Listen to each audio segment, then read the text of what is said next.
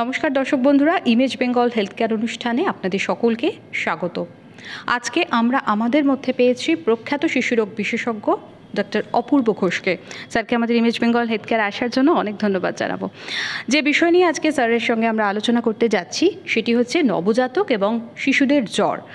এই নবজাতক এবং শিশুদের জ্বর হলে স্বভাবতই বাবা মারা ভীষণ চিন্তায় পড়ে যান, কীভাবে সামলাবেন এত ছোট বাচ্চাকে। তো আজকে আমরা স্যারের পরামর্শ শুনবো। স্যার, শুরুতে যেটা জানবো যে নবজাতক বা শিশুদের শরীরের স্বাভাবিক তাপমাত্রা কত?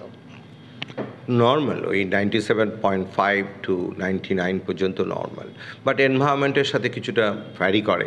কারণ এনভায়রনমেন্টটা যদি খুব গরম হয় তখন হয়তো 99.5 পর্যন্ত আমরা নর্মাল ধরে নিই, প্রোভাইডেড বাচ্চাটা অ্যাক্টিভ আছে, খাচ্ছে দাচ্ছে ভালো, হাসি খুশি আছে, তো তখন আমরা বুঝি যে এটা নর্মাল।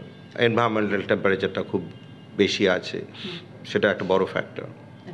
স্যার, তাহলে জ্বর যখন হয় আমরা কতটা টেম্পারেচার বাড়া পর্যন্ত একজন শিশুর অপেক্ষা করতে পারি চিকিৎসকের কাছে যাবার জন্য? 100-র উপরে হলে আমি বলবো যে প্রথমে প্যারাসিটামলটা দিয়ে দেওয়া।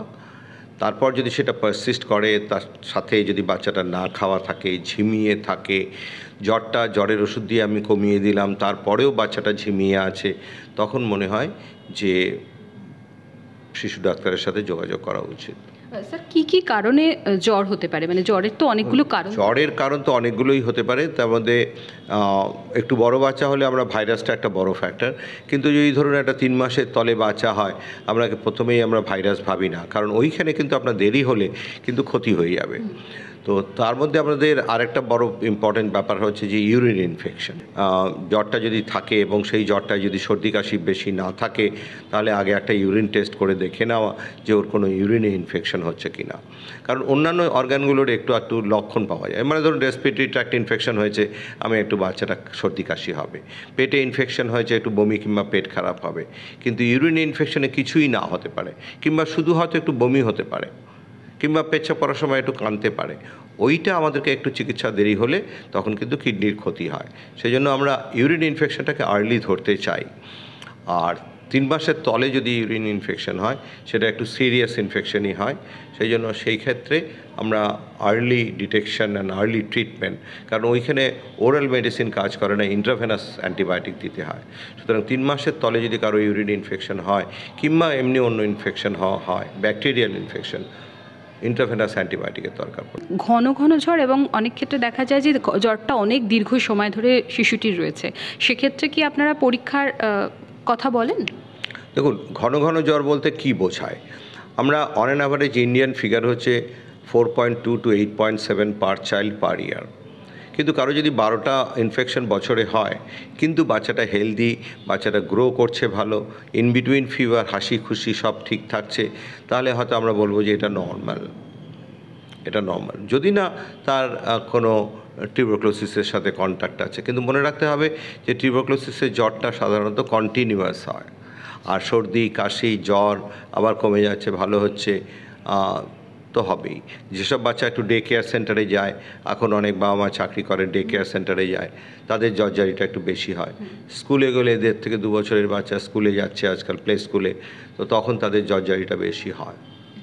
স্যার, জ্বরের সাথে কোন কোন লক্ষণগুলো খুব রেড ফ্ল্যাগ সিমটম?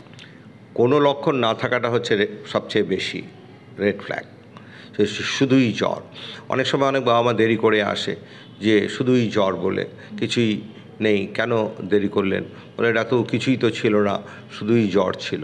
জ্বরের সাথে যদি সর্দি কাশি থাকে, তাতে লক্ষণ বেড়ে গেল ঠিকই, কিন্তু আপনি জানেন যে আপনার রেসপিরেটরি সিস্টেমটা ইনভলভ হয়েছে।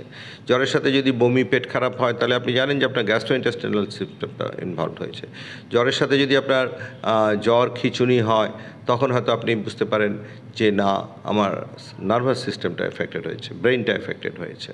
আবার অনেক সময় জ্বরের থেকে খিঁচুনি হয়, সেটা 5% পপুলেশন, বাচ্চাদের পপুলেশনের 5 বছরের তলের বাচ্চাদের হয়। সেটা অনেকের একটা জেনেটিক ফ্যামিলি হিস্ট্রি থাকে, সেইটা অতটা ভয়ের কিছু নয়। শিশুদের সংক্রমণ আটকাতে কি করণীয়? এটা আমার খুব কঠিন বলে মনে হয়। পরিষ্কার পরিচ্ছন্নতাটা হচ্ছে সবচেয়ে বড় ব্যাপার।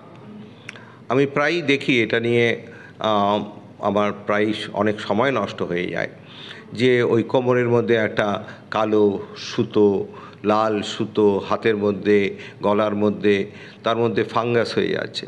আমি একটা কথা বলি এবং আপনাদের থ্রুতে সবাইকে বলতে চাই যে দেখুন, একটা কাপড় যখন আপনি ভিজিয়ে রাখছেন, তখন বর্ষাকালে একটা গামছা কিংবা তোয়ালে আপনি রোদে দিতে পারেননি, এবং তার দিয়ে যদি আপনি মুখ মুছতে যান তাহলে একটা বীভৎস গন্ধ লাগে, এমন গন্ধ যে অন্নপ্রাশনের ভাতও উঠে আসবে মনে হয়।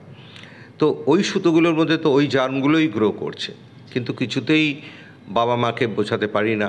এবার বাবা মাকে যখন বোঝাই তখন বলে যে ওর দাদু দিদা ঠাকুরদা ঠাকুমা দিয়েছে, তা কী করে না বলবো। না, আমি এই ক্ষেত্রে বলবো যে বাচ্চার ব্যাপারে দাদু দিদা ঠাকুরদা ঠাকুমা আমাদের কোনো ইসে নাই, ডাক্তারের পরামর্শটাই ফাইনাল কথা হওয়া উচিত।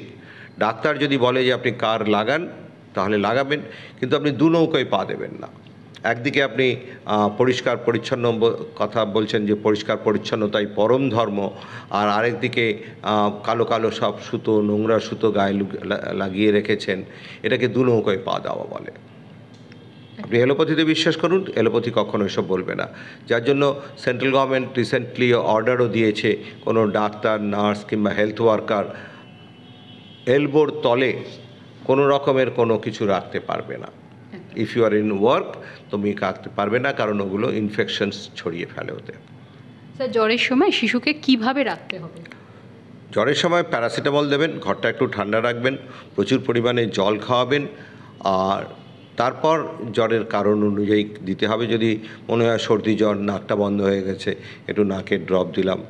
সর্দি কাশির ওষুধ খুব একটা বেশি ভালো কাজ করে বলে আমার মনে হয় না। অনেক ধন্যবাদ স্যার। দর্শক বন্ধুরা, আপনারা এই অনুষ্ঠান দেখতে থাকুন, সকলে ভালো থাকুন, সুস্থ থাকুন, নমস্কার।